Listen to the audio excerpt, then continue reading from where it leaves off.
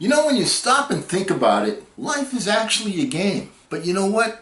You're prepared. Who prepares you for life? Well, Parker Brothers. Who else?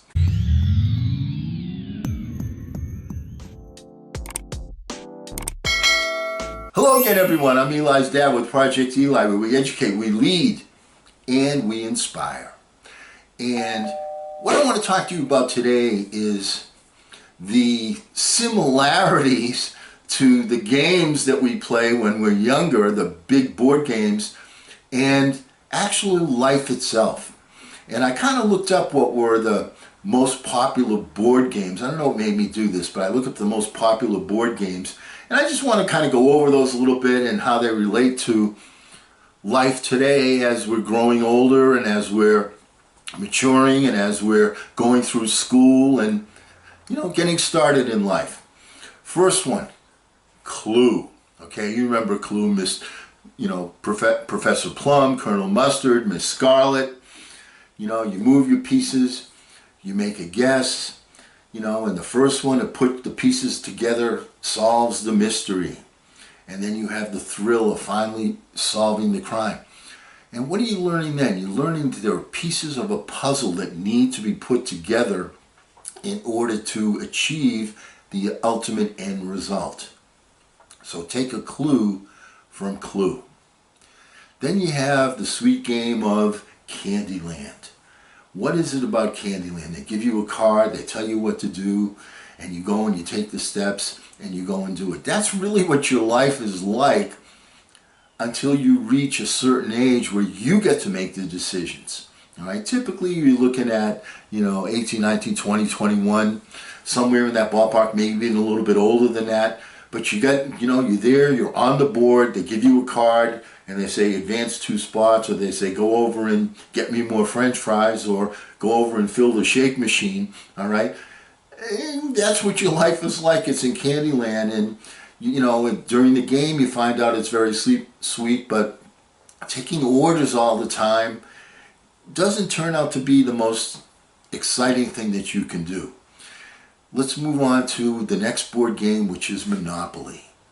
One of the things about Monopoly is you start to learn that when you have a single focus, when you focus on one particular thing, you're buying these properties. This is the property I need to buy. When I go around the board, I'm not going to buy that one because that's not going to give me my Monopoly. Then I'm not going to be able to build houses. Then I'm not going to be able to build hotels.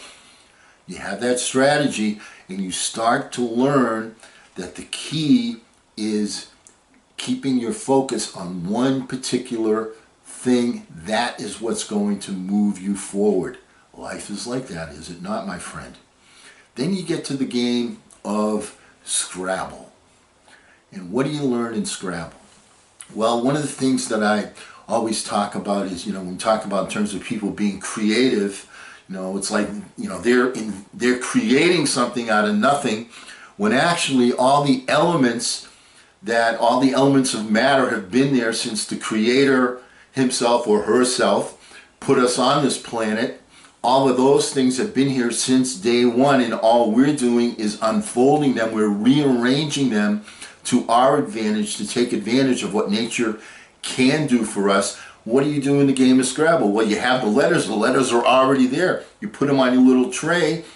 All right, and then you look at them, and then you have to be creative. You have to rearrange these letters to make words that you can score with. So it's taking something that you look at, and you look at letters, and the first thing is you see one particular word that sticks out to you, and then you say, well, that's not it, that's not it. And then you just start throwing the letters around, and that gives you a different idea. Changing your paradigm. The game of Scrabble is taking the letters, being creative, okay? They're not creating them. What you're doing is unfolding them. What you're doing is rearranging them. So when you have challenges that you want to overcome, remember the strategy from Scrabble. Then you have Battleship. You remember Battleship, where you go forward, you try something, you hit or you miss, you hit or you miss. And a lot of times in life, it's trial and error, hit or miss, hit or miss. The game of Battleship. The game of Risk. Oh, I have memories of the game of Risk. Used to play that during the summer when we lived at the beach with my sister. I was in my, 9, 10, 11. My sister was 4 or 5 years older than I. And we, during a rainy day when you couldn't go to the beach, you couldn't go outside, one of her girlfriends would come over, Terry, would come over, and the three of us would sit down and play Risk. And my sister always won. She always had the yellow. She always had the white dice. Yeah, I want yellow. No, I get yellow. Okay. She always won with yellow and the white dice. But the point is, Risk, when you're doing a venture and you're looking to do anything from small challenges to capturing the world, it's a roll of the dice. And what you do is you come back and you try again. All right, sometimes you roll the dice, you come up with 3 1s. Sometimes you roll the dice, you come up with 3 6s.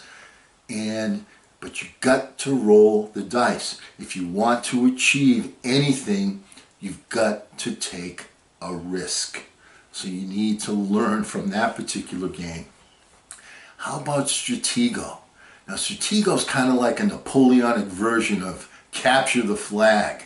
All right, it's different from Battleship in that you get to place pieces that have different value in different places. There are bombs, there are generals, and you've got to remember where you're going, and the pieces move a different way. So it's sort of like trial and error combined with strategy. Isn't that really the way problems get solved in the world? Think about that. Think about Stratego. Think about the pieces that you have, the placement of the pieces you have, the movements that you make. All of these things come together in order to solve problems. But the number one seller, surprise, the game of life. How could you not include life, the game of life, when we're talking about board game? You remember dreaming about all the possibilities that come up with being a grown-up, like college and marriage and having kids and buying a house and all of these different things until you get to your sweet retirement. All right? The game of life. So keep in mind, these are things that you've actually been trained to do, but are you using the strategies that you employed at one time in your youth to win those games, to win the big game, the game of life? Just something for you to think about and say, And as always, remember, don't ration the passion, fashion the passion. I'm Eli's dad.